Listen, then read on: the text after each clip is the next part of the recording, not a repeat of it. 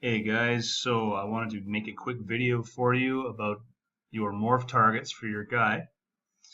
So just looking back at some of the drawings that we have, there's definitely some that we need for basic speech, others that we need for things like asymmetry and to bring some character to it, most of which will be used at a kind of very subtle amount. Now, with that said, all of these still need to be created. And this is only a small portion of what would need to be created for something like faceware. So just please understand that. We really only have 1, 2, 3, 4, 5, 6, 7, 8 groups. Each of these is going to be grouped to a controller. So really, you'll have 8 controllers. It's not a big deal. The ones that you might find a little bit trickier are the browse up and browse down the way I've got it. If you need to, you could always use 2 controllers, one for each eye, one for each eyebrow. So that'll work as well. You could do the same for your eyes, whether it's on a look at target, or if you've got each eye on a separate eye controller, so you can get the cross eye, or you do whatever you want to, or you could put both eyes on one controller and just use the object or the sphere's rotation to move it around. These other ones being sneers, it's the corners of the mouth, upper mouth, or upper lip and lower lip. This one, in conjunction with 1 or 2 of the other morphs, would be great for using for an F sound, or F or V. When you're using ah, that your whole jaw will open up, not just the mouth, but the whole jaw drops. E goes back and up a little bit. Ooh is forward. You don't even have to think of these as E and ooh. If you think of this as open and closed and wide and open, wide and narrow. So open, closed, wide, narrow. It's a little bit easier to think of instead of the E, ah, ooh stuff. Okay, so to give you an idea what you might want to do, try throwing some images in there.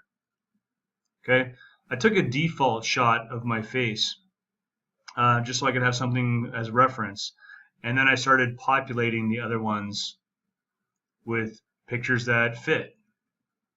So if I zoom in on this, okay, so the ah has an open mouth, closed mouth, kind of a wide mouth, and a narrow mouth. So, I mean, if you're doing a self-portrait, why not take pictures of yourself? It's going to help for that. Okay, so I went and did really all of them, going through.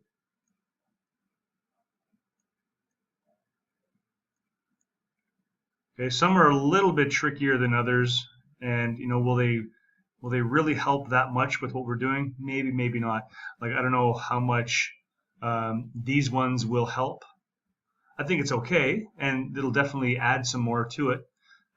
Same as this one and this one, they look kind of similar.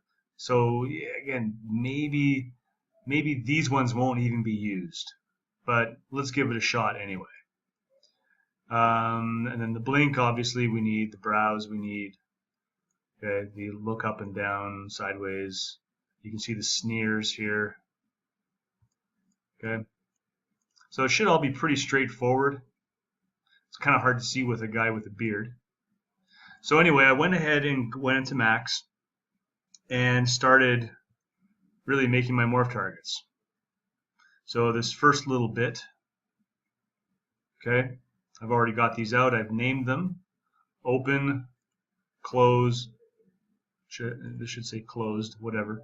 Wide and narrow. So I've got the first couple done. Now, what I suggest you do is really the same as I'm doing. I've just put my image on a plane, and I've got this working right inside of Max, so I can put it right next to it and model accordingly. Now, some of these will still need to be adjusted here and there. Like, I can definitely see how there's a shape that's happening with my mouth that I don't quite have here. So I will try to rework that out a little bit later. And there's definitely kind of a curve or roundedness down at the bottom that I do have. but there are 100%, there's definitely kind of this angle that's happening at the corners, and I don't quite have that. So before I'm done, I will definitely have that in there.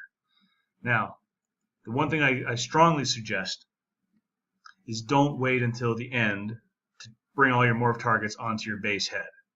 You've got to get that going while you're working on this. So in order to do that, select your base head, put your morphs on top of it, or sorry, apply your morphs to it, and use some animation. Okay, so it's a really easy way to do this. One thing to consider: make sure that you've got automatically reload targets turned on, and then you just click on reload all morph targets. So anytime I adjust these, it will automatically reload my base. So if I hit auto key, I'm just going to, let's say, go halfway down here. I'll use open, and then I'll go to 50, and I'll close it, and I'll turn auto key off. So now if I just press play, I can see how this mouth is going to move. Better yet, make sure your wireframe's on. So now I can really see how it's moving, and if there's any areas of concern, if there's anything that I need to worry about or adjust even further, now I can do it. So let's say I had to adjust this. So I would go maybe to the extreme here, and on this guy, I don't know, let's find a spot that could use a little bit of work. Let's say I wanted to just maybe add a little bit more movement to the upper lip. It really isn't moving much at all.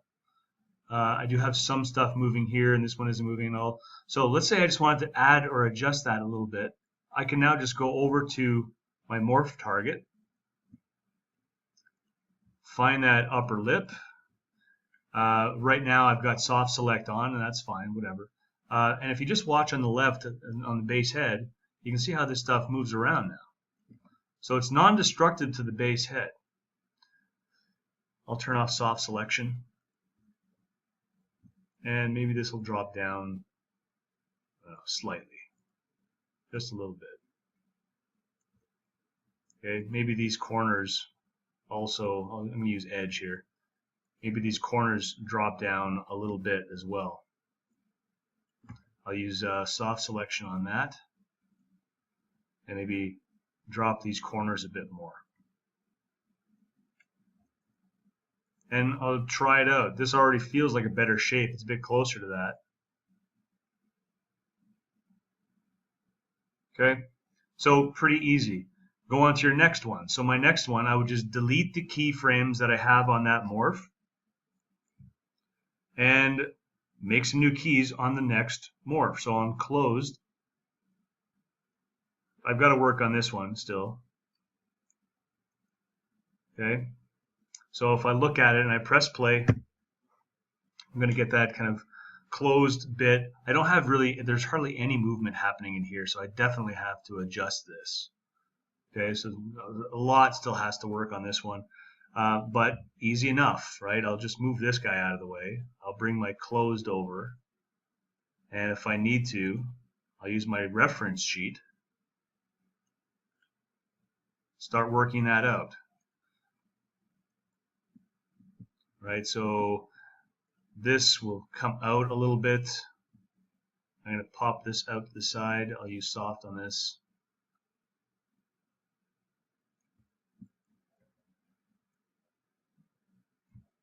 Okay, maybe pull that up slightly.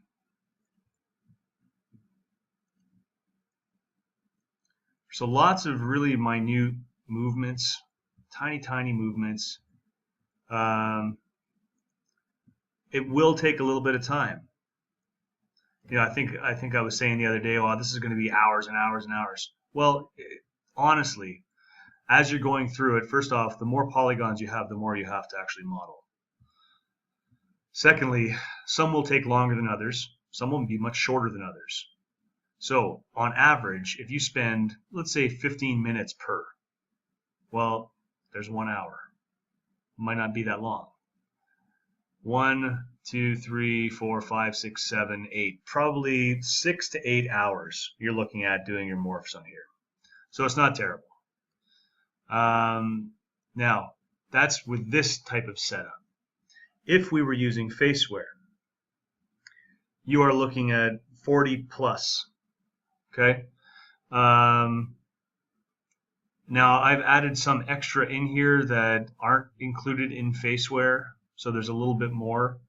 But things like the eyeballs, we don't necessarily have to make morph targets for. Things like these ones we wouldn't normally have for faceware. Okay, so there's definitely less on this one. So anyway, it will take you less time than using faceware morphs, and this will give you a great range of movement, and it should be pretty good for you to do. Okay, so just take your time with it. Make sure to use some animation to help you with creating and adjusting those morphs. Test along the way, and when you get them set up, let's say you've got a set of 4 ready to go.